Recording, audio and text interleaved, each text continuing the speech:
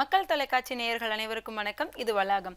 இன்றைய வளாகம் நிகழ்ச்சியில பங்குச்சந்தை மற்றும் பொருள் சந்தை குறித்து பேசுறதுக்காக ஜெகதீஸ்வரன் அவர்கள் தான் நம்ம கூட இருக்காங்க. வணக்கம். வணக்கம். இன்றைய பங்குச்சந்தை நிலவரம் எப்படி இருக்கு அப்படின்றத கொஞ்சம் சொல்லுங்க. ஸ்டாக் மார்க்கெட்டை பொறுத்த வரைக்கும் இன்னைக்கு லாஸ்ட் வீக் நம்ம பதிவு பண்ணியிருந்தோம். அதாவது லாஸ்ட் வீக் ஃப்ரைடே வந்து பார்த்தீங்க அப்படின்னா ஈக்விட்டி மார்க்கெட் வந்து 17,300 and 250 இந்த ரேஞ்சில் வந்து சப்போர்ட் எடுத்து 600 வரைக்கும் போகும் அப்படிங்கிறத சொல்லியிருந்தோம். அண்ட் எஸ்டர்டே வந்து பார்த்தீங்கன்னா 650 வரைக்கும் பார்த்தீங்கன்னா மார்க்கெட் அதோட ஹையஸ்ட் லெவலில் ரீச் பண்ணியிருக்காங்க. அண்ட் இதற்கு வரக்கூடிய நாட்களில் எப்படி இருக்கும் அப்படின்னு பார்த்தீங்கன்னா இன்னையை பொறுத்தவரை இது வந்து மார்க்கெட் ஒரு அப் ட்ரெண்டை ரெஜிஸ்டர் பண்ணியிருக்காங்க. மார்க்கெட் ஒரு சரியான இடங்களில் வந்து பார்த்தீங்க அப்படின்னா நீங்கள் பை பண்ணணும் அப்படின்னா பையை தான் நீங்கள் இந்த டைமில் நீங்கள் பண்ணணும். அண்ட் மேபி உங்களோட ஸ்டாக்ஸாக இருந்தாலும் சரி அல்லது நிஃப்டியை பை பண்ண போகிறீங்க அப்படின்னாலும் அரௌண்ட் வந்து பார்த்தீங்க அப்படின்னா 17,590 இந்த ரேஞ்சில் வந்து பார்த்தீங்கன்னா உங்களோட பையை தொடங்கலாம்.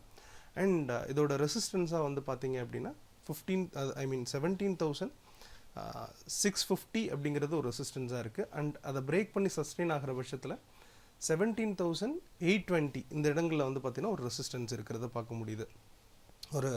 அதாவது புட் ரைட்டிங் அதிக லெவலில் இருக்கிற பார்க்க முடியுது. அதே மாதிரி கால் ரைட்டிங் வந்து பார்த்தீங்க அப்படின்னா அபோவ் 800 அந்த ரேஞ்சில் வந்து பார்த்தீங்கன்னா கால் ரைட்டிங் அப்படிங்கிறத நம்ம பார்க்க முடியுது. ஸோ அப் டு 800 வரைக்கும் போகிறதுக்கான வாய்ப்புகள் இருக்குது அப்படிங்கிறது இந்த வீக்கில் நம்ம எதிர்பார்க்கலாம் வரக்கூடிய வாரங்கள்.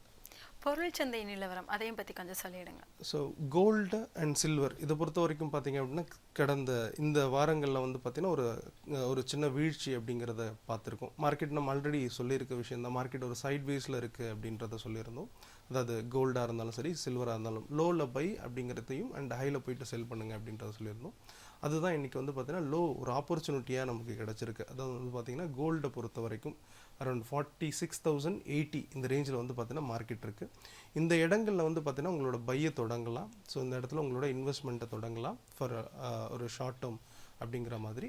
அப் டு வந்து பார்த்திங்க அப்படின்னா இதோட லெவல்ஸ் வந்து பார்த்திங்க அப்படின்னா உங்களுக்கு 46,800 அண்ட் அதுக்கு மேலே போகிற பட்சத்தில் 47,200 இந்த ரேஞ்ச் வரைக்கும் போகிறதுக்கான வாய்ப்புகள் இருக்குது.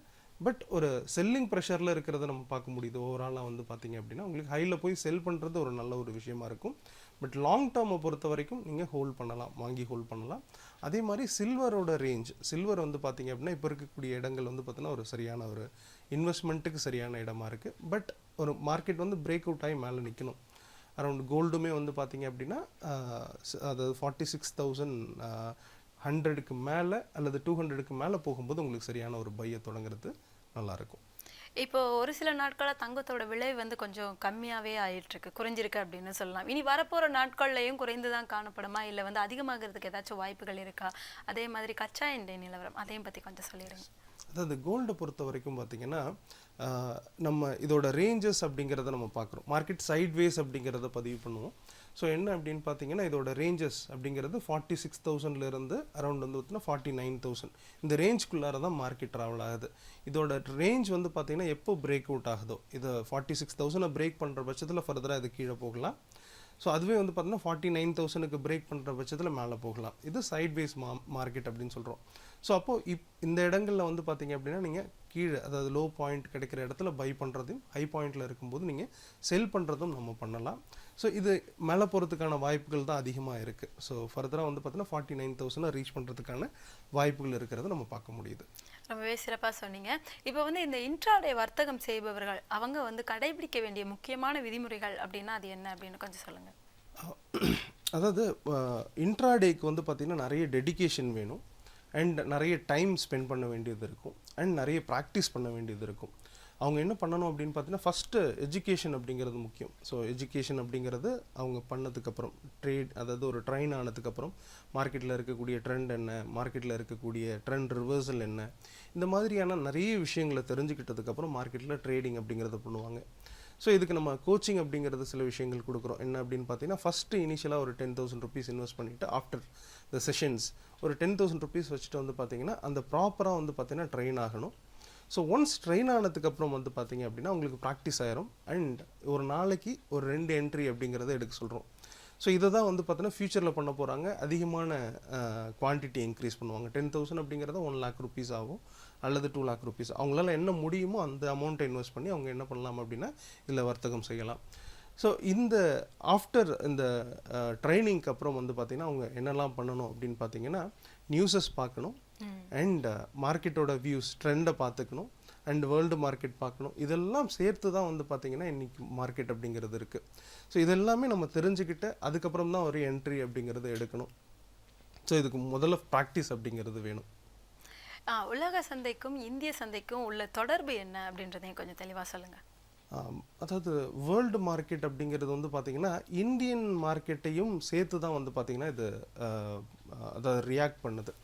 ஸோ இது எப்படி ரியாக்ட் பண்ணுது அப்படின்னு பார்த்தீங்கன்னா நம்ம ரீட்டைல் இன்வெஸ்டார் அப்படிங்கிறவங்க ரொம்ப கணிசமான பீப்புள் அப்படின்னு சொல்லலாம்.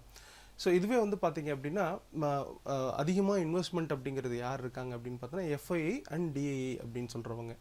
ஸோ இவங்க தான் என்ன பண்ணுறாங்க, மார்க்கெட்டை அதிகமான லெவலில் வந்து பார்த்தீங்கன்னா இன்வெஸ்ட் பண்ணுறது. இவங்க ஒரு வந்து பார்த்திங்கன்னா ஒரு டைரக்ஷனை இவங்க தான் வந்து தன்னோட கட்டுப்பாட்டில் வச்சுருக்காங்க. அப்போது இந்த டைரக்ஷன் அவங்க எப்படி எடுத்துகிட்டு வராங்க அப்படின்னு பார்த்தீங்கன்னா ஃபஸ்ட்டு வந்து பார்த்திங்கன்னா அவங்க எல்லா மார்க்கெட்லேயுமே இன்வெஸ்ட் செஞ்சிட்ருக்காங்க. அப்போ என்ன பண்ணுவாங்க அப்படின்னு பார்த்தீங்கன்னா ஃபார் எக்ஸாம்பிள் மண்டே வந்து மார்க்கெட்டில் அவங்க இன்வெஸ்ட்மெண்ட்டை தொடங்குறாங்க. மேபி வந்து பார்த்திங்கன்னா மார்க்கெட் ஏஷியன் கண்ட்ரியில் அவங்க பையை தொடங்குறாங்க அப்படின்னா, ஸோ இது இந்தியன் மார்க்கெட்டில் வரும்போது அவங்க சேல் பண்ண மாட்டாங்க. ஸோ எல்லாருமே வந்து பார்த்திங்கன்னா பையை தொடங்கிக்கிட்டே இருப்பாங்க. அங்கேருந்து வந்து பார்த்திங்கன்னா இன்க்ரீஸ் ஆகிட்டே இருக்கும். அதே மாதிரி அடுத்தது ஓப்பன் ஆகிற அதாவது 12:30க்கு வந்து பார்த்திங்கன்னா யூரோப்பியன் கண்ட்ரிஸ் ஓப்பன் ஆகுது. அந்த இடத்துல வந்து பார்த்திங்க அப்படின்னா திரும்பவும் பையை தான் தொடங்குவாங்க, அவங்க அங்கே போய் செல் பண்ண மாட்டாங்க. ஸோ ஓவர் த பீரியட் வந்து பார்த்திங்கன்னா இன்க்ரீஸ் ஆகிக்கிட்டே இருக்கும். அடுத்தது யூஎஸ் மார்க்கெட்டில் ஈவினிங் ஸ்டார்ட் ஆகுது, அதுலேயும் பையை தொடங்குவாங்க. ஒரு ஹையஸ்ட் ப்ரைஸை ரீச் பண்ணும் மார்க்கெட் ப்ரைஸ் வந்து பார்த்திங்கன்னா ரீச் ஆகிடும். அப்போ ப்ராஃபிட் புக்கிங்கை தொடங்க ஆரம்பிக்கிறாங்க. மைட்பி வந்து பார்த்திங்கன்னா டியூஸ்டே ஆர் வெனஸ்டேயில் வந்து பார்த்திங்கன்னா செல்லிங்கை தொடங்குறாங்க, தன்னோட ப்ராஃபிட்டை புக் பண்ணிவிட்டு வராங்க. அதே சமயத்தில் அதாவது ஸ்டாக் வீக்காக இருக்கிற ஸ்டாக்கு செல் பண்ணிக்கிட்டும் இருப்பாங்க. ஸோ அதே மாதிரி செல்லிங்கை தொடங்குவாங்க. அண்ட் ஏஷியன் கண்ட்ரியில் செல்லிங் இருக்கும், அண்ட் யூரோப்பியன் கண்ட்ரியில் செல்லிங் இருக்கும், அண்ட் யூஎஸ் கண்ட்ரிலையும் செல்லிங் இருக்கும். ஓவர் த பீரியட் வந்து பார்த்திங்கன்னா ஒரு 2-3 நாட்களில் செல்லிங் ப்ரெஷர் முடிஞ்சு அதுக்கப்புறம் வந்து பார்த்திங்கன்னா பையிங் அப்படிங்கிறது ஆரம்பிக்கும். ஸோ அப்போது நீங்கள் இந்த மாதிரியான விஷயங்களை புரிஞ்சுக்கணும். அப்போ வேர்ல்டு மார்க்கெட் அப்படிங்கிறது ஒரு ப்ராப்பராக வந்து பார்த்திங்கன்னா ட்ரேட் ஆகிறத பார்க்குறோம். அதோட டைரக்ஷன்ஸ் வந்து பார்த்திங்கன்னா எப்படி இருக்குது அப்படின்னா ஒரு கிராஃப்குள்ளார கொண்டு வரும். ஸோ அது புரியும் போது உங்களுக்கு இது ஈஸியாக இருக்கும். ஸோ ஒரு பர்டிகுலராக அந்த கிராஃபை புரிஞ்சுக்கணும், அது எப்படி ட்ராவல் ஆகுது, எப்படி வந்து பார்த்திங்க அப்படின்னா பையர்ஸ் இருக்காங்க, எப்படி செல்லர்ஸ் இருக்காங்க. ஸோ இது அந்த டைரக்ஷன்ஸ் புரிஞ்சுக்கிட்டிங்க அப்படின்னா இந்தியன் மார்க்கெட் அதாவது ஏஷியன் கண்ட்ரியில் ஒரு பார்ட்டாக இருக்கும். ஸோ அப்போது அதுவும் வந்து பார்த்திங்கன்னா நம்ம அந்த இந்தியன் மார்க்கெட்டும் ஏஷியன் கண்ட்ரியோட ட்ரேட் ஆக ஆரம்பிச்சிடும். இப்போ வந்து வேர்ல்டு மார்க்கெட்னால இந்தியன் மார்க்கெட்டும் வந்து ஒரு சில விளைவுகள்லாம் ஏற்படுது அப்படின்ட்டு சொல்கிறாங்க இல்லையா, அது எந்தெந்த மாதிரியான விளைவுகள், அதை பற்றி கொஞ்சம் சொல்லுங்கள். நார்மலாக வந்து பார்த்தீங்கன்னா ஒரு பர்டிகுலர் கண்ட்ரியில் ஒரு நெகட்டிவான அதாவது பொருளாதார சம்பந்தமான நெகட்டிவ் இன்ஃபர்மேஷன் வந்துச்சுனாலும் அல்லது பாசிட்டிவ் இன்ஃபர்மேஷன் எதர் ரெண்டுத்தில் எது வந்ததுனாலும் என்னாகும் அப்படின்னு பார்த்தீங்கன்னா அந்த பர்டிகுலர் மார்க்கெட் அந்த பர்டிகுலர் கண்ட்ரி பெருசாக அஃபெக்ட் ஆகும். ஆனால் மற்ற கண்ட்ரி வந்து பார்த்திங்கன்னா அதுக்கு அந்த பர்டிகுலர் நியூஸுக்கு வந்து பார்த்திங்கன்னா பீரியட் அதை ஓவர் த பீரியட் அது வந்து அதை தன்னை சரிப்படுத்திக்கும். ஆனால் அன்னைக்கு வந்து பார்த்திங்கன்னா அன்னைக்கு வந்து பார்த்திங்க அப்படின்னா பெரிய லெவலில் அதுவும் இந்தியன் மார்க்கெட்டும் அல்லது வேர்ல்டு மார்க்கெட் எல்லாமே வந்து பார்த்திங்கன்னா வீழ்ச்சியை தொடங்கும். அப்போது இந்த கண்ட்ரியில் இருக்கக்கூடிய இன்ஃபர்மேஷன்ஸ் அப்படிங்கிறத நம்ம கண்டிப்பாக பார்த்துக்கணும். அது இல்லாமல் நம்ம வந்து பார்த்திங்க அப்படின்னா ஒரு ட்ரேடிங் அப்படிங்கிறதுக்குள்ளார போகக்கூடாது. அப்போ அதாவது இன்ஃபர்மேஷன்ஸ் அப்படிங்கிறது ரொம்ப முக்கியம். இன்ஃபர்மேஷன்ஸ் இல்லாமல் நம்ம ட்ரேடிங் எடுக்கக்கூடாது. டெக்னிக்கல் வேணும், அண்ட் அதே சமயம் வந்து பார்த்திங்கன்னா ஃபண்டமெண்டல் அப்படிங்கிறது இன்ஃபர்மேஷன்ஸ், டெக்னிக்கல் அப்படிங்கிறது சார்ட்ஸ். யாரெல்லாம் பை பண்ணுறாங்க அப்படிங்கிறத பார்த்து நம்மளும் பை பண்ணுறது, செல் பண்ண ஆரம்பிச்சிட்டாங்கன்னா நம்மளும் செல் பண்ண ஆரம்பிக்கிறது. ஸோ இது ரெண்டும் சேர்ந்து பண்ணும்போது உங்களுக்கு வந்து பார்த்திங்கன்னா நல்ல ஒரு சக்ஸஸ் அப்படிங்கிறது கொடுக்கும். இப்போ இந்த வேர்ல்டு மார்க்கெட்டில் வந்து நம்ம இந்தியாவிலேருந்தே ட்ரேட் பண்ணுறது வந்து கொஞ்சம் ஒரு சில ஆபத்துக்கள் இருக்குது அப்படின்ட்டு சொல்கிறாங்களே, இது எந்த விதத்தில் சாத்தியம், உண்மை அப்படின்னு கொஞ்சம் சொல்லுங்கள். வேர்ல்டு மார்க்கெட்டில் இருக்கக்கூடிய ஆபத்துக்கள் அப்படின்னு வந்து பார்த்திங்க அப்படின்னா அதாவது வேர்ல்டு மார்க்கெட்டை பேஸ் பண்ணிட்டு பண்ணும்போது அதை பார்க்காம பண்ணும்போது நிறைய ஆபத்துக்கள் இருக்குது. ஸோ ஃபார் எக்ஸாம்பிள் ஒரு சில நாட்களில் நீங்கள் பார்த்துருக்க முடியும். அரௌண்ட் வந்து பார்த்திங்கன்னா 12:45 அண்ட் வந்து பார்த்திங்கன்னா 1:30 மார்க்கெட் நல்ல அப் மூவில் போயிட்டுருப்பாங்க. அரௌண்ட் வந்து பார்த்திங்க அப்படின்னா நல்ல ஒரு பாசிட்டிவ் 1% 2%ல் இருப்பாங்க. அதே சமயம் வந்து பார்த்திங்கன்னா யூரோப்பியன் கண்ட்ரி ஓப்பன் ஆகும். அந்த டைமில் வந்து பார்த்திங்கன்னா மார்க்கெட் இம்மீடியட்டாக வந்து பார்த்திங்கன்னா ஒரு டவுன்ஃபால் ஆரம்பிச்சிடும். மைட்பி வந்து பார்த்திங்கன்னா அந்த யூரோப்பியன் கண்ட்ரி ஒரு நெகட்டிவில் ஓப்பன் பண்ணும்போது அந்த மார்க்கெட் வந்து பார்த்திங்கன்னா கீழே இறங்கிறத நம்ம பார்க்க முடியும். ஸோ அப்போது இந்த பர்டிகுலர் இடங்கள் அப்படிங்கிறது வந்து பார்த்திங்கன்னா நீங்கள் இந்த வேர்ல்டு மார்க்கெட்டை நம்ம பார்த்துட்டு ட்ரேட் பண்ணணும். அதாவது குளோபல் இண்டைசஸ் என்ன இருக்குது, பர்டிகுலராக வந்து பார்த்தீங்கன்னா எஸ்ஜிஎக்ஸ் நிஃப்டி, அதாவது சிங்கப்பூர் நிஃப்டி எப்படி இருக்குது அப்படிங்கிறத பார்க்கலாம். ஸோ இது சிங்கப்பூர் நிஃப்டி வந்து பார்த்தீங்கன்னா ஈவினிங் அப் டு வந்து பார்த்தீங்கன்னா 10 o'clock வரைக்கும் ட்ரேட் ஆகுது. அண்ட் அதே மாதிரி வந்து பார்த்தீங்கன்னா மார்னிங் 6லேருந்து ட்ரேடிங் ஸ்டார்ட் ஆகிடுது.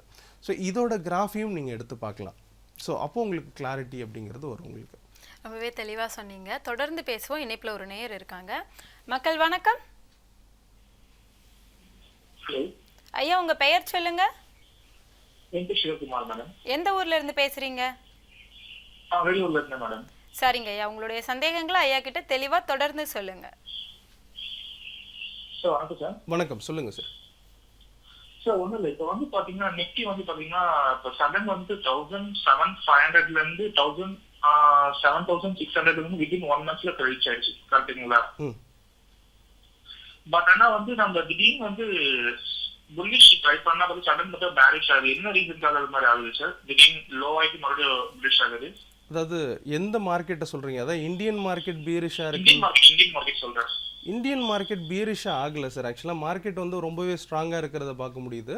நீங்கள் இந்த கிராஃபு பார்க்கும்போது தெரியும். அதாவது நம்ம அதுதான் மற்ற கண்ட்ரீஸில் வந்து பார்த்தீங்கன்னா நெகட்டிவ் நியூஸஸ் அப்படிங்கிறத நம்ம பார்க்க முடியும். அதாவது அந்த நியூஸஸ் வந்து பார்த்தீங்க அப்படின்னா இந்தியாவோட ப்ரொடக்ஷனை வந்து பார்த்தீங்கன்னா பெரிய லெவலில் அதாவது இந்தியாவோட ஓன் டைரக்ஷனில் தான் மார்க்கெட் போகும். அது ரொம்ப ஸ்ட்ரென்த்தாக இருக்கிற பட்சத்தில் வந்து பார்த்தீங்கன்னா எந்த ஒரு கண்ட்ரியோட மார்க்கெட்டும் நம்மளோட அஃபெக்ட் பண்ணாது. அட் த சேம் டைம் வந்து பார்த்தீங்க அப்படின்னா உங்களோட அதாவது நீங்கள் வேர்ல்டு மார்க்கெட்டை பார்த்துக்கணும் அப்படிங்கிறத நம்ம சொல்கிற விஷயம். அப்போது இந்த டைமில் அதாவது சைனாவில் ஒரு பிரச்சனை இருக்குது அப்படின்னா கண்டிப்பாக வந்து பார்த்தீங்கன்னா இந்தியன் மார்க்கெட் அஃபெக்ட் பண்ணும். ஸோ அப்போ என்ன ஆகிடுது அப்படின்னு பார்த்தீங்கன்னா சைனாவில் நம்ம இந்த சிப் ஷார்ட்டேஜ் அப்படிங்கிறது ஒரு பெரிய விளைவுகளை ஏற்படுத்துது. அண்ட் நம்ம சைனாலேருந்து தான் வந்து பார்த்திங்கன்னா நம்ம சிப்ஸ் நிறைய இம்போர்ட் பண்ணுறோம். இந்த மாதிரி கார் மேனுஃபேக்சரிங் ஆர் லேப்டாப் என்னவாக இருந்தாலும் வந்து பார்த்திங்கன்னா நமக்கு இந்த சிப் வேணும் உங்களுக்கு. ஸோ அது ரொம்ப ஷார்ட்டேஜாக இருக்குது இப்போது. அது வந்து பார்த்திங்கன்னா இப்போது ரீசெண்டாக நம்ம பார்க்குற விஷயம் என்ன அப்படின்னு பார்த்திங்கன்னா பைக்ஸ் ப்ரொடக்ஷன் குறைஞ்சிருக்கு. அண்ட் அதே மாதிரி வந்து பார்த்திங்கன்னா மாருதி தன்னோட ப்ரொடக்ஷனை குறைச்சிருக்காங்க. இதெல்லாம் வந்து பார்த்திங்க அப்படின்னா உங்களுக்கு டியூ டு திஸ் அந்த சிப் ஷார்ட்டேஜ் அப்படின்னு சொல்கிறோம். அப்போது இதெல்லாம் தான் அவங்களோட நெகட்டிவ் பாயிண்ட்டாக நம்ம பார்க்குறோம். பட் இந்தியா இருந்தாலுமே அந்த கம்பெனிஸ் எப்படி பண்ணுறாங்க அப்படிங்கிறது இருக்குது. இப்போ ஆட்டோமேட்டிக்காக என்ன ஆகிடும் அப்படின்னு பார்த்தீங்கன்னா சிப் ஷார்ட்டேஜால் ப்ரொடக்ஷன் பாதிக்கப்படும். ஸோ அப்போ ப்ரொடக்ஷன் இன்க்ரீஸ் பண்ணிக்கிட்டே இருந்தாங்க அப்படின்னு வந்து பார்த்திங்கன்னா விலை அப்படிங்கிறது ஒரே இடத்துல இருக்கும். இப்போ இவங்க என்ன பண்ணுறாங்க அப்படின்னு பார்த்தீங்கன்னா ப்ரொடக்ஷனை குறைச்சிட்டாங்க, அப்போது விலையை இன்க்ரீஸ் பண்ணிடுறாங்க. ஸோ அப்போ ஆட்டோமேட்டிக்காக அவங்க ப்ராஃபிட்டை ஆரம்பிக்கிறாங்க. மாருதி இப்போ ரீசெண்டாக ஒரு க்ரோத் அப்படிங்கிறத தன்னோட இதில் வந்து பார்த்திங்கன்னா ஒரே இடத்துல மெயின்டைன் பண்ணுறதை நம்ம பார்க்க முடியுது ரீசெண்டாக. ஸோ இதுதான் அந்த கம்பெனிஸ் எடுக்கக்கூடிய சில ஆக்ஷன்ஸ் அப்படின்னு சொல்கிறோம். ஸோ இதெல்லாம் நம்ம புரிஞ்சுக்கணும் மார்க்கெட்டில் என்ன நடக்குது அப்படின்னு சொல்லிட்டு. அதே மாதிரி ஸ்டாக்ஸ், அதாவது வேர்ல்டு மார்க்கெட் சார் கேட்ட மாதிரி இதில் இருக்கக்கூடிய வேர்ல்டு மார்க்கெட் என்னவாக இருந்தாலும் ஸோ இந்த நிஃப்டியோட சார்ட்டை பார்க்கும்போது உங்களுக்கு தெரியும், நம்ம ரெகுலராக நம்ம இதை பார்க்குறோம். ஸோ சார்ட்ஸ் பொறுத்த வரைக்கும் பார்த்தீங்கன்னா ப்ராப்பர் அப் ட்ரெண்டில் இருக்கிறத நம்ம பார்க்க முடியுது. கிராஜுவலாக வந்து பார்த்தீங்கன்னா இன்க்ரீஸ் ஆகிக்கிட்டே இருக்குது. இது ஒரு 1 hour கேண்டில், இது ஒரு ஆவரேஜ் லைனுக்கு மேலேயே ட்ராவல் ஆகிறத நம்ம பார்க்க முடியுது. ஸோ ரொம்ப ஸ்ட்ரென்த்தனாகவும் ரொம்ப ஸ்ட்ராங்காகவும் இருக்கிறத பார்க்க முடியும். அரௌண்ட் இன்றைக்கி ஓப்பன் ஆகிருக்கிறதே வந்து பார்த்திங்கன்னா 17,700 ஓப்பன் ஆகி இப்போ ட்ரேட் ஆகிட்டுருக்கு. ரொம்ப ஸ்ட்ராங்காக இருக்குது. இதை நம்ம லாஸ்ட்டு ஃப்ரைடேவும் நம்ம பேசியிருந்தோம். மார்க்கெட்டை 250 700 600 இந்த ரேஞ்சுக்கு போயிடும் அப்படிங்கிறது. ஸோ அதுதான் இன்றைக்கி மார்க்கெட்டில் நடக்குது. சிறப்பாகவே சொன்னீங்க. தொடர்ந்து பேசுவோம். மற்றொரு நேயர் இணைப்பில் இருக்காங்க. மக்கள் வணக்கம். ஹலோ வணக்கம் மேடம், என் பேர் நாகராஜன், சென்னையில் பேசுகிறேன். சரிங்க ஐயா, உங்களுடைய சந்தேகங்களை ஐயா கிட்ட தெளிவாக தொடர்ந்து சொல்லுங்க. ஓகே சார், வணக்கம் சார். வணக்கம் சார். இப்போ இந்த ஐஆர்சிடிஸ் வந்து நான் வந்து 1000 rupees வாங்கி 1200 300 ப்ராஃபிட் புக் பண்ணி எடுத்துட்டு வந்துட்டேன். இப்போ பாத்தீங்கன்னா ஆல் டைம் ஹைல போயிட்டே இருக்கு. இன்னும் வந்து என்ன சொல்றாங்க, இந்த நெக்ஸ்ட் வீக்கே 5000 ரீச் ஆயிடும், 10,000 வரைக்கும் போகும் அப்படின்றாங்க. ஸோ நான் வந்து வித்ததுக்கு அப்புறம் வந்து ஏறிட்டு போயிட்டு இருக்கு. இப்போ இந்த டைம்லயே வந்து எனக்கு வாங்கலாம்னு தோணுது. ஏன்னா நல்ல ஸ்டாக்கு, மோனோபோலி ஸ்டாக்கு எல்லாமே ஐஆர்சிடிக்கு வந்து தான் புக்கிங்ல இருந்து ஹோட்டல் எல்லாமே அவங்க பண்ணிட்டு இருக்கான். ஸோ இந்த ரேட்ல வாங்கலாமா? ஏன்னா குறையும் போது வாங்கலாம்னா ஒரு நாளைக்கு 100 ரூபாய் 200 ரூபாய் 300 ரூபாய் கூட சொல்லுங்க ஏறுது. இந்த நேரத்துல வாங்கலாமா? லாங் டர்ம் இன்வெஸ்ட்மெண்ட் தான், இந்த டைம்க்கு வாங்கி ஆட் பண்ணலாமா? நார்மலாக வந்து பார்த்தீங்கன்னா இந்த சார்ட்ஸ் நான் உங்களுக்கு ஷோ பண்ணுறேன். மார்க்கெட்டை ஒரு இடத்துல நம்ம மிஸ் பண்ணிவிடுவோம். ஒரு இடத்துல வந்து பார்த்தீங்கன்னா ப்ரைஸை வந்து மிஸ் பண்ணிடுவோம். இப்போ நீங்கள் வாங்க வேண்டிய ப்ரைஸ், லாங் டேர்முக்கு நீங்கள் வாங்க வேண்டிய ப்ரைஸ் அப்படிங்கிறது 2700 இந்த ரேஞ்சில் தான் நீங்கள் வாங்கணும். சப்போஸ் இதை நம்ம மிஸ் பண்ணிட்டோம், இப்போ நான் அடுத்தது வந்து பார்த்தீங்க அப்படின்னா அடுத்தது சேஞ்ச் பண்ணுறேன். ஸோ இந்த இடத்த நான் ரேட் வந்து பார்த்தீங்கன்னா ஒரு சரியான இடம் அப்படிங்கிறது வந்து பார்த்தீங்க அப்படின்னா உங்களுக்கு 3500 அப்படிங்கிறது கிடைக்கும். ஸோ அகெயின் நான் இன்னும் இந்த ரேஞ்சுக்கு வர்றதுக்கான வாய்ப்புகள் ரொம்ப குறைவாக இருக்குது. இதுவும் நான் இன்னும் ரெடியூஸ் பண்ணுறேன். இதோட ட்ரெண்ட் என்ன அப்படிங்கிறத இன்னும் கொஞ்சம் சேஞ்ச் பண்ணுறேன். ஸோ தட் இன்னும் உங்களுக்கு புரிய வரும். இப்போது ஸ்டில் இன்னும் வந்து பார்த்திங்கன்னா இது தன்னோட ட்ரெண்டை வந்து பார்த்திங்கன்னா 15 மினிட்ஸில் இதை வச்சுருக்கிறத நம்ம பார்க்க முடியும். ஸோ இப்போ நீங்கள் வாங்கியிருக்க வேண்டிய இடம் அப்படிங்கிறது வந்து பார்த்தீங்கன்னா எஸ்டர்டே, அதாவது நேற்று வந்து பார்த்தீங்க அப்படின்னா நீங்கள் வாங்கியிருக்கலாம் at the price of around 3650 இந்த ரேஞ்சில் வந்து வாங்கியிருந்தீங்க அப்படின்னா இன்றைக்கி ப்ராஃபிட் அப்படிங்கிறத சொல்லலாம். இது சில நாட்களுக்கு இப்படியே மேலே போயிட்டுருக்கிறதுக்கான வாய்ப்புகள் இருக்குது. அப்போ நீங்கள் இந்த மாதிரியான ட்ரெண்டை ஃபாலோ பண்ணும்போது நீங்கள் வாங்கலாம். ப்ரைஸ் அகெயின் என்ன ஆகும் அப்படின்னு பார்த்தீங்கன்னா இதற்கு மேலேயே ட்ரேட் ஆகிறதுக்கான வாய்ப்புகள் இருக்குது. அப்போது 3786 இந்த ரேஞ்சில் திரும்ப வரும்போது நீங்கள் உங்களோட பை அப்படிங்கிறது தொடங்கலாம். சரி, நான் எப்போ இந்த திரும்பவும் இந்த 25 வர்றதுக்கான வாய்ப்புகள் இருக்குன்றதையும் சொல்லியிருக்கேன். ஸோ அப்போ நம்ம என்ன பண்ணணும்? மார்க்கெட் என்ன ஆகும் அப்படின்னு பார்த்தீங்கன்னா தன்னோட ட்ரெண்டை மாற்றும். இப்போ இருக்கிறது எல்லாமே வந்து பார்த்தீங்கன்னா இங்கே பை பண்ணிக்கிட்டே இருக்காங்க. ப்ரைஸ் என்ன ஆகும் அப்படின்னு பார்த்தீங்கன்னா தன்னோட டைரக்ஷன்ஸை மாற்றுறது எப்படி அப்படின்னு பார்த்தீங்கன்னா ஒரு சின்னதாக ஒரு ட்ரெண்ட் ரிவர்சல் அப்படிங்கிறது கொடுத்து கீழே வருவாங்க. ஸோ அப்போது இந்த ட்ரெண்ட் லைனை பிரேக் பண்ணி கீழே வர்றதை நம்ம பார்க்க முடியும். ஸோ அப்போது இந்த இடங்களை அப்படிங்கிறது நீங்கள் இம்பார்ட்டண்ட்டாக புரிஞ்சுக்கணும். ஸோ இந்த பிரேக் பண்ணிடுச்சு அப்படின்னா எக்ஸிட்டை நம்ம டிசைட் பண்ணணும். ஸோ ப்ரைஸ் வந்து பார்த்தீங்கன்னா கீழே இறங்கிடுச்சு அப்படின்னா நீங்கள் அதுலேருந்து வெளியில் வர்றதுக்கான பிளான் அப்படிங்கிறது எடுக்கணும். அப்போது இது சின்னதாக பிரேக் பண்ணிடுச்சுன்னா இது நம்ம ட்ரெயின் பண்ணுற மெத்தட் அப்படின்னு சொல்கிறோம். ப்ரைஸ் கீழே வந்துருச்சுன்னா திரும்பவும் வந்து பார்த்தீங்கன்னா உங்களோட வாங்கின ப்ரைஸுக்கு வந்துட்டு திரும்பவும் வந்து பார்த்தீங்கன்னா தன்னோட டைரக்ஷன் மாற்றும். இப்போ மார்க்கெட் அப்படிங்கிறது ரிஸ்க் அப்படின்னு பார்த்துருப்போம். ஆனால் எங்களோட மெத்தடை ஃபாலோ பண்ணும்போது உங்களுக்கு என்ன அப்படின்னு பார்த்தீங்கன்னா நீங்கள் சரியான ஒரு டைரக்ஷன்ஸை புரிஞ்சுக்க முடியும். மார்க்கெட்டில் வாங்கிட்டு ப்ராஃபிட் புக் பண்ணிவிட்டு வெளியில் வருவீங்க. அப்போ ட்ரெண்ட் ரிவர்சல் ஆச்சுன்னா என்ன ஆகும்? கீழே போயிடுறது திரும்பவும் வந்து பார்த்தீங்கன்னா காஸ்ட் எக்ஸிட் பண்ணிவிட்டு நீங்கள் அடுத்த ஸ்டாக்ஸை நீங்கள் பிக் பண்ண ஆரம்பிச்சிடலாம். எஸ், நீங்கள் கேட்ட கொஷினுக்கு வந்து பார்த்தீங்கன்னா நீங்கள் வாங்கலாம். அரௌண்ட் வந்து பார்த்தீங்கன்னா 3737 இந்த ரேஞ்சில் கிடச்சிதுன்னா நீங்கள் பை பண்ணலாம். அழைத்ததற்கு நன்றி ஐயா. இப்போ நீங்கள் கடந்த வாரம் சொன்ன மாதிரியே நிஃப்டியோட ஏற்றம் வந்து ரொம்பவே அதிகமாக தான் இருக்குது. அப்படின்றப்போ நீங்கள் வந்து நிஃப்டி தான் வாங்கணும் அப்படின்னு சொல்கிறீங்களா? அதை பற்றி கொஞ்சம் சொல்லுங்கள். நிஃப்டியை பொறுத்த வரைக்கும் பார்த்தீங்க அப்படின்னா நம்ம எதற்காக அந்த நிஃப்டியை மட்டும் நம்ம பெருசாக பார்க்கணும் அப்படின்னா இந்த ஸ்டாக்ஸ் இன்றைக்கி நம்ம ஒவ்வொரு ஸ்டாக்கையும் இன்றைக்கி நம்ம பார்க்குறோம். இது விலை அதிகமாக இருக்கிறத பார்க்குறோம். எல்லாருக்குமே இது தெரிஞ்சிருக்கும். விலை ரொம்ப அதிகமாக இருக்குது, ஹையஸ்ட் ப்ரைஸில் இருக்குது அப்படின்னு. இது ஏன் அதிகமாக இருக்குன்னா இதுதான் market value. So market value என்னன்றதை தெரிஞ்சுக்கிறதுக்கு நம்ம நிஃப்டியை தெரிஞ்சுக்கணும். நிஃப்டி என்ன டைரக்ஷன்ஸில் இருக்குது அப்படிங்கிறத புரிஞ்சுக்கணும். அப்போது நிஃப்டி இல்லாமல் நம்ம ஸ்டாக்ஸை சூஸ் பண்ணக்கூடாது. அப்படிங்கிறதுக்காக தான் நம்ம நிஃப்டியை எப்பயுமே வந்து பார்த்திங்கன்னா அதாவது நமக்கு ஒரு சப்போர்ட்டிங் பாயிண்ட்டாக வச்சுக்கிறோம். நீங்கள் ஒரு ஸ்டாக்கை பை பண்ண போகிறீங்க அப்படின்னா நிஃப்டி என்ன ஆக போகுதுன்னு தெரிஞ்சுக்கிட்டு நீங்கள் ஸ்டாக்ஸில் வாங்கணும். அப்போ நிஃப்டியோட ட்ரெண்ட் ரொம்ப முக்கியம். நிஃப்டி அப் ட்ரெண்டில் இருக்குது அப்படின்னா நீங்கள் அந்த ஸ்டாக்ஸை வாங்கலாம். நிஃப்டி ஒரு சப்போஸ் வந்து பார்த்தீங்க அப்படின்னா அதோட டைரக்ஷன்ஸ் வந்து பார்த்தீங்கன்னா சேஞ்ச் ஆகுது, தன்னோட ட்ரெண்டை மாற்றிருச்சு அப்படின்னா அப்போ நீங்கள் அந்த இதுலேருந்து ப்ராஃபிட்டை புக் பண்ணலாம். நீங்கள் வச்சுருக்கக்கூடிய ஸ்டாக்ஸ்லேருந்து ப்ராஃபிட்டை புக் பண்ணலாம். அல்லது செல்லிங்க்கு நீங்கள் ரெடியாக இருக்கலாம். இதெல்லாம் வீக்கான ஸ்டாக்ஸ்ன்னு பார்த்துட்டு அதில் நீங்கள் செல் அண்ட் பை அப்படிங்கிற டைரக்ஷன்ஸ் போகலாம். இதுதான் நீங்கள் பண்ண வேண்டியது. அப்போது நிஃப்டி அப்படிங்கிறது வந்து பார்த்தீங்கன்னா உங்களுக்கு ஒரு ரோட் மேப். ஸோ என்ன மார்க்கெட் நடக்க போகுது அப்படிங்கிறத வச்சுக்கிட்டு நீங்கள் என்ன பண்ணலாம் அப்படின்னு பார்த்தீங்கன்னா ஸ்டாக்ஸில் நீங்கள் எடுக்கலாம். அல்லது நிஃப்டியே ட்ரேட் பண்ணலாம். ஏன்னா நிஃப்டியை பற்றின ஐடியாஸ் நிறைய பேர்கிட்ட இருந்து கொடுப்பாங்க. ஸோ நம்மளே ரெகுலராக வந்து பார்த்தீங்கன்னா நிஃப்டியை பற்றின நம்ம வீடியோஸ் ரெகுலராக வந்து அப்லோட் பண்ணிக்கிட்டே இருக்கும். அண்ட் டெய்லி மார்னிங் மீட்டிங் அப்படிங்கிறது எங்களோட ஸ்டூடெண்ட்டோட நம்ம கண்டக்ட் பண்ணுறோம். அது 9:15 to 9:45 அப்படிங்கிறது ஒரு ½ an hour அப்படிங்கிறது ரெகுலராக லாஸ்ட் 1 year நம்ம இதை பண்ணிகிட்ருக்கோம். அப்போது நிஃப்டியோட வியூ அப்படிங்கிறது நமக்கு தெரிய வந்துடும் உங்களுக்கு. ஸோ அதை வச்சுட்டும் அதுலேயும் நீங்கள் ட்ரேட் பண்ணலாம். ரொம்பவே சிறப்பாக சொன்னீங்க. இப்போ வந்து இந்த ஃபிபோனாச்சி பியூர் பாயிண்ட் இந்த இரண்டையும் நம்ம வர்த்தகத்துக்கு பயன்படுத்தலாமா? அதை பற்றி கொஞ்சம் சொல்லுங்கள். நார்மலாக வந்து பார்த்திங்கன்னா இந்த ஃபிபோனாச்சி அப்படிங்கிறது வந்து பார்த்திங்கன்னா ஒரு வண்டர்ஃபுல் ஒரு ரெசிஸ்டன்ஸ் அண்ட் சப்போர்ட் பாயிண்ட்ஸ் அப்படின்னு பார்க்குறோம். அண்ட் அதே மாதிரி பியூர் பாயிண்ட்ஸும் நம்ம பார்க்குறோம். ஸோ இதெல்லாம் வந்து பார்த்திங்க அப்படின்னா இதெல்லாம் வந்து பார்த்திங்க அப்படின்னா ஒரு சப்போர்ட் அண்ட் ரெசிஸ்டன்ஸ் பாயிண்ட்ஸ். இந்த இடங்கள் அப்படிங்கிறது மார்க்கெட் எங்கே போகும் அப்படிங்கிறத நம்ம தெரிஞ்சுக்கிறதுக்கான ஒரு டூல் தானே தவிர இதை நீங்கள் வாங்குறதுக்கோ அல்லது விற்கிறதுக்கோ நீங்கள் இதை யூட்டிலைஸ் பண்ணக்கூடாது. எக்ஸாம்பிள் நான் ஒரு சார்ட் நான் உங்களுக்கு ஷோ பண்ணுறேன். நிஃப்டி எந்த இடத்துல இருக்கும் அப்படிங்கிறத நம்ம ப்ரிடிக்ட் பண்ணோம். ஸோ அது எப்படி இருக்குது அப்படின்னு பார்த்தீங்கன்னா வித் ஹெல்ப் ஆஃப் இந்த ஃபிபனாச்சி பேஸ் பண்ணி நம்ம காட்டலாம். லைக் இந்த கிராஃப் எடுத்துக்கிட்டிங்கன்னா இந்த ஃபிபனாச்சி ரீட்ரேஸ்மெண்ட் மெத்தட் யூஸ் பண்ணுறோம். ஃபிபனாச்சி ட்ரெண்ட் பேஸ்டு எக்ஸ்டென்ஷன் அப்படிங்கிறது நம்ம யூஸ் பண்ணுறோம். ஸோ இப்போ மார்க்கெட் என்ன ஆகிடுச்சு அப்படின்னு பார்த்தீங்கன்னா இதோட ட்ரெண்ட் அப்படிங்கிறது இந்த இடங்கள்லேருந்து சேஞ்ச் ஆகுது. ஸோ இதுதான் சப்போர்ட் அண்ட் ரெசிஸ்டன்ஸ் பாயிண்ட்.